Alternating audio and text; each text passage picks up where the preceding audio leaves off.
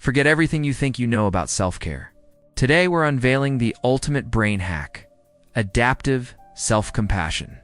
This isn't just being kind to yourself. It's a precise neural recalibration technique to shut down the chronic stress response and build unparalleled resilience.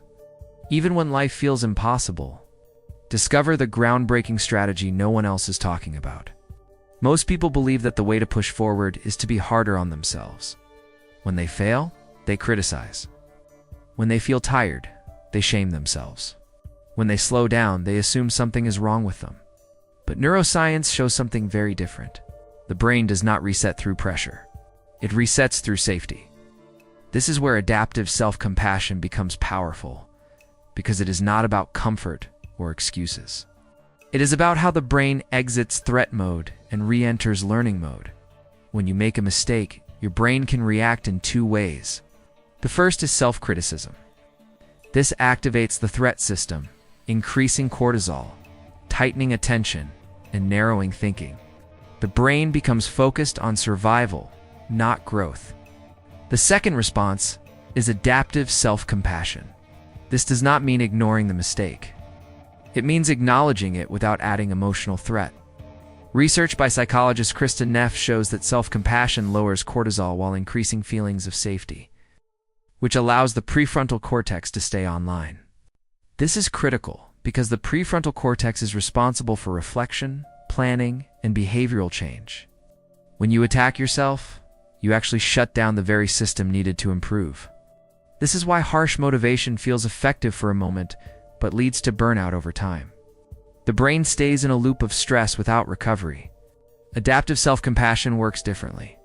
It tells the nervous system that the situation is not dangerous. That signal allows the brain to reset. This reset is not passive. It is active regulation. The parasympathetic nervous system engages, heart rate slows, and cognitive flexibility returns. Studies in effective neuroscience show that people who practice self-compassion recover faster from failure and show higher long-term resilience. This is because the brain associates mistakes with learning instead of threat. Over time, this rewires the inner response to difficulty. Instead of freezing or avoiding, the brain becomes more willing to re-engage. This is why self-compassion is directly linked to reduced procrastination. When starting a task no longer feels emotionally dangerous, avoidance decreases naturally. Psychologist Paul Gilbert explains that the human brain has three emotional systems: threat, drive, and soothing. Most people live stuck between threat and drive. They push themselves while feeling unsafe. Adaptive self-compassion activates the soothing system, which balances the other two. This balance is what creates sustainable motivation. Without it, discipline collapses under pressure. The idea of a hidden reset button is not metaphorical. When the brain perceives safety, neural networks associated with rumination quiet down. The default mode network reduces its activity, and attention stabilizes. This is the reset. Not forgetting the problem, but changing the brain state that is processing it. Many people resist self-compassion because they believe it will make them weak. But studies show the opposite. Self-compassionate individuals take more responsibility for their mistakes, not less. Because they are not busy defending their self-worth, they can actually face reality.